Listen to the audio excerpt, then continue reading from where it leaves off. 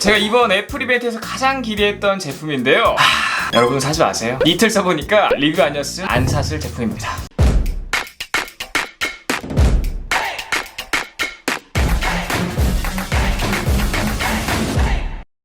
안녕하십니까, 열입니다. 자, 여러분 인트로 보고 좀 놀라셨죠? 제가 애플 제품을 사지 말라고 하는 것도 좀 오랜만이라 저도 좀 당황스럽네요. 자, 물론 모두에게 사지 말라는 건 아니고요. 약 5%에서 10% 정도 제외한 한 90에서 95% 대부분의 분들에게 말씀드린 내용이고요. 자, 왜 이렇게 말씀드린지 바로 한번 확인해볼까요? 자, 우선 언박싱을 간단히 한번 해볼게요. 자, 박스 소재는 이렇게 종이로 되어 있고요. 이렇게 애플워치라고 음각 처리가 되어 있습니다. 자, 뒷면 보시면 이 제품의 내용들이 나와 있고, 이렇게 손잡이 방식으로 열게 되면 짜잔, 안쪽에 자, 애플에서는 보기 힘든 이런 설명서 같은 게 있거든요. 제품에 대한 뭐 이미지 같은 것도 나와 있고 좀 재밌습니다. 자, 이렇게 굉장히 크게 애플워치 울트라 볼 수가 있고요. 안쪽에는 보증서 같은 게 재미있게 자리 잡고 있는데 굳이 이렇게까지 만들었어야 했나? 애플의 감성이라고 하니까요. 자, 다음 이 안쪽에는 이제 본체가 들어있는 박스와 밴드 박스가 있는데요. 자, 우선 본체부터 볼까요? 본체를 열게 되면 짜잔, 옆쪽에는 케이블. 이 케이블이 이번에 특이한데요. 패브릭 소재로 된 케이블이 들어가 있습니다. 나머지는 똑같은 것 같아요. 똑같이 1m 제품이에요. 자, 그리고 본체는 여기 있습니다. 자, 그리고 밴드 박스를 열게 되면 이런 식으로 안에 밴드가 들어가 있는데요. 자, 제가 이미 이틀 정도 사용하고 있기 때문에 이렇게 세팅을 완료하고 사용을 했었습니다. 자, 가격 같은 경우에는 114만 9천원이고요 디자인을 한번 살펴보자면, 자, 우선 기본적으로 49mm의 굉장히 큰 제품이고요. 측면을 보시게 되면 이게 바로 티타늄으로 만든 티타늄 케이스입니다. 자, 조금 더 자세히 보여드릴까요? 티타늄의 특성 같은 경우에는 구리보다도 가볍고 강철보다 2배 이상 튼튼하기 때문에 가벼우면서 튼튼한 제품이라 다양한 곳에 활용되는 그런 소재예요. 그런데 단점이 있습니다. 가공하기가 너무나 어렵고요. 그렇기 때문에 단가가 굉장히 높고 스크래치에 취약해요. 한마디로 막 이렇게 쿵쿵 치는 건 강한데 이렇게 스크래치는 약하다라는 말이에요. 자, 그리고 자세히 보시면요, 측면에 이 티타늄이 사파이어 크리스탈을 감싸주고 있는데 강화유리 같은 경우에는 이 측면, 이 모서리 부분들이 가장 취약하기 때문에 이 부분을 막아줌으로써 굉장히 튼튼해졌을 거라고 예상이 돼요. 자, 이제 뒤쪽인데요. 뒤쪽 같은 경우는 일반 애플워치랑 다르죠. 애플워치 울트라 49mm 티타늄 앤 세라믹 케이스라고 나와 있어요. 그러니까 이 뒷판이 세라믹으로 만들어진 제품이고요. 이쪽에도 보시면 사파이어 크리스탈 적용되어 있다고 나오고 GPS, LTE, WR 100m. 그러니까 이거는 워터 레지스턴스, 그러니까 이제 물 저항 100m까지 가능하다는 거고요. 다이브도 40m까지 가능하다고 나와 있습니다. 보셔서 아시겠지만 얘는 100m 방수가 되고요. 방진도 IP6 등급이기 때문에 최고의 방진, 그다음 최고의 방수 등급을 가졌다고 생각하시면 되겠습니다. 자, 그리고 제가 이 제품 살펴봤을 때 이 측면에 조금 이상한 라인이 있더라고요. 확인을 해보니 정밀 이중 주파수 GPS가 이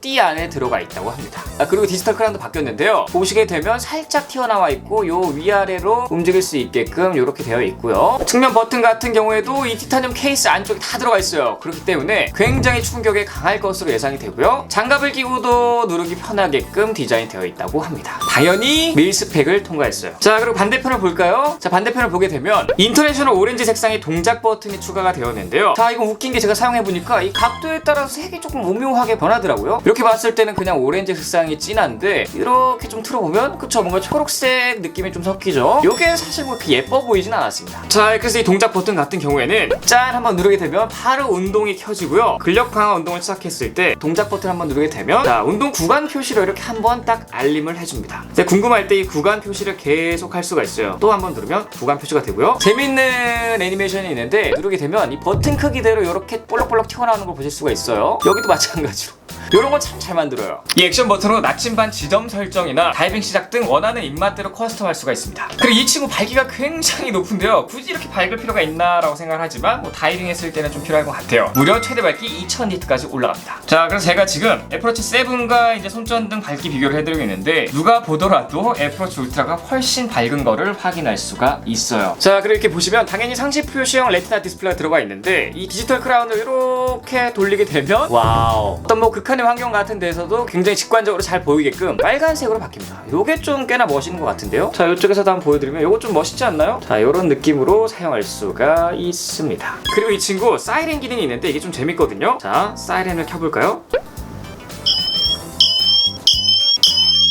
점점 소리가 커집니다. 진짜 시끄러워요. 제가 계속 한번 냅둬 봤었거든요. 얼마나 커지나? 정말 커요. 86dB의 사운드 패턴을 발산하는데 이거는 최대 반경 180m까지 소리를 들을 수 있다고 합니다. 듀얼 스피커가 여기 스피커 하나, 여기 스피커 하나 있는 것 같아요. 그래서 그쪽에서 다 소리가 나는 거를 확인하실 수가 있습니다. 그만! 어우 시끄러. 어우. 그리고 반대도 보시면 3마이크 어레이, 바람 부는 환경에서 음성을 집중적으로 포착해준다고 합니다. 수온 측정과 수심 측정을 하는 센서가 안에 들어가 있다고 합니다. 최대 40m까지 깊이를 측정한다고 해요. 자, 그리고 배터리 같은 경우 일반적으로 사용했을 때 36시간까지 사용이 가능하다고 하는데, 제가 이 제품을 차고 막 잠까지 수면 측정을 하면서 잠까지 자고 그런 식으로 이틀을 넘게 사용하고 지금 3일째거든요. 제가 사용을 해본 결과 배터리는 이틀은 넉넉하게 가고요, 3일 정도쯤 사용하다 보면 방전이 나요. 그러니까 36시간이라고 하는 거는 계속 얘를 착용하고 막 사용하고 잠도 안 자고 이랬을 때 얘기를 하는 것 같고요. 어쨌든 일상적인 환경에서 그래도 3일까지는 간다. 그리고 저전력 모드가 곧 추가가 되는데요, 그럼 최대 60시간이 사용 가능하다고 하나, 이건 다른 애플 워치들도 지원을 합니다. 하지만 60시간까지 가진 않겠죠. 밴드 같은 경우는 3가지가 있는데요, 하이킹에 적합한 알파인 로프, 러닝에 적합한 트레일 로프, 다이빙에 적합한 오션 밴드가 있습니다. 오늘 가져온 건 알파인 로프 오렌지 색상이에요. 그래서 착용 디자인을 한번 보여드리면, 정면에서 보는 디자인은 이렇습니다. 이렇게 보면 생각보다 안 큰데 라고 생각할 수도 있지만, 제가 그건 이따가 한번 설명드릴 거고요. 위에서 보면 이런 느낌이 있다.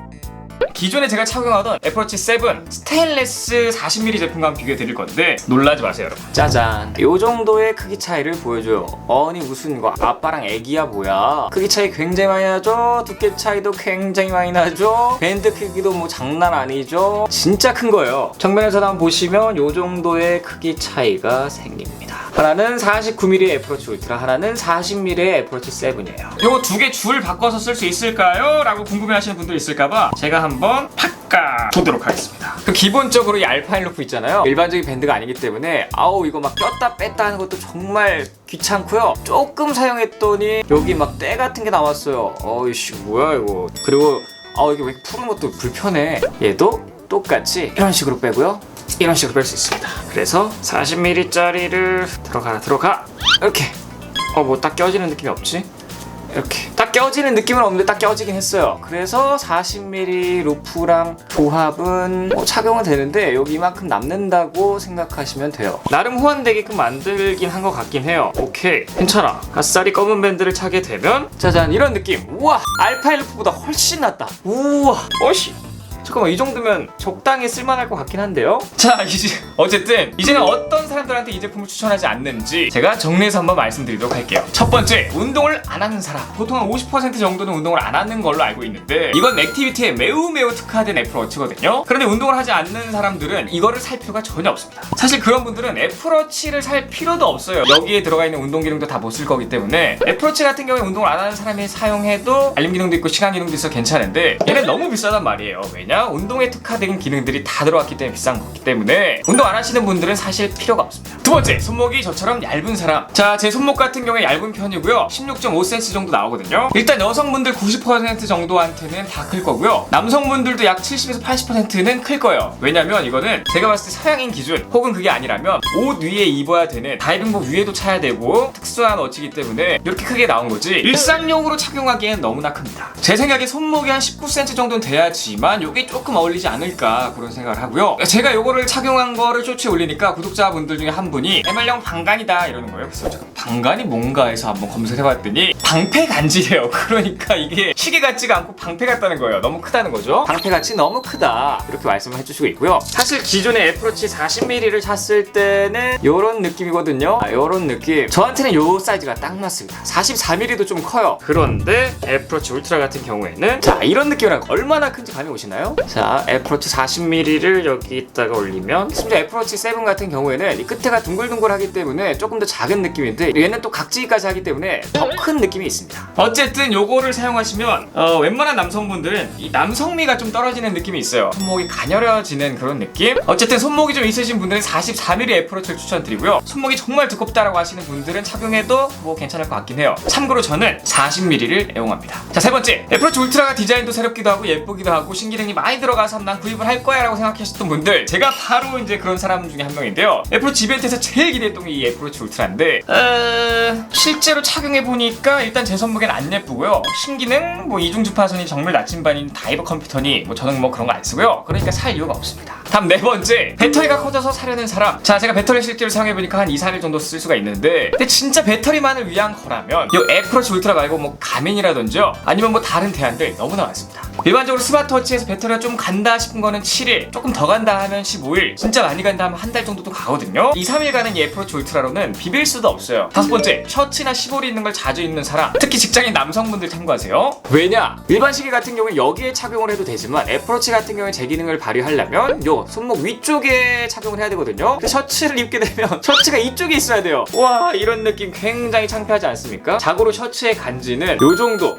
약간 손바닥을 살짝 가리는 요런 느낌이 더 멋있는 건데 얘는 여기 위쪽에 위치했기 때문에 뭔가 굉장히 없어 보입니다. 시볼이 있는 옷도 마찬가지예요. 자, 이렇게 올려서 입거나 아니면 이렇게 내려서 입거나 해야 되는데 막 이 옷을 막 올리고 내리고 할 때 시계도 같이 막 내려가고 올라가고 하기 때문에 아이 별로예요. 어쨌든 뭐 셔츠를 자주 입거나 시볼이 있는 옷을 자주 입으신 분들은 사지 마세요. 여섯 번째, 액세서리가 불편한 사람. 자, 얘는 정말 심각합니다. 너무 두꺼워요. 영상에서 이렇게 두껍게 안 보이는데 왜 이렇게 두꺼운지 모르겠어요. 자, 이게 애플워치 7이거든요. 딱 붙었을 때 두께를 비교해 보시면 요런 느낌, 굉장히 두껍습니다. 이 네모난 이 부분이 다 닿고 있기 때문에 좀 불편해요. 그래서 안 그래도 이 액세서리 불편해 하시는 분들께는 절대 추천드리지 않습니다. 너무 불편합니다. 자, 그럼 어떤 사람한테 추천하냐? 첫 번째, 다이빙하는 사람. 두 번째, 울트라 마라톤 하는 사람. 세 번째, 건물 사이사이를 매일 러닝하는 사람. 네 번째, 정말 오지 같은 산만 찾아서 다니는 사람. 다섯 번째, 손목이 너무 두껍기 때문에 두꺼운 시계만 좋아하시는 사람. 자, 이 외에는 추천드릴 사람이 없습니다. 자, 어쨌든 오늘은 간단한 사용기였고요. 제가 조금 더 자세히 오래 사용해 본 다음에 정말로 어떤지, 정말로 심각한 단점은 무엇이고 정말로 심각한 장점은 무엇인지 제대로 파악해서 리뷰를 남기도록 하겠습니다. 자, 어쨌든 오늘 영상까지 정상에 좋으면 도움 될 수가 있겠다고 생각하신다면 여기를 잘 보여주시고 계시면 바로 구독,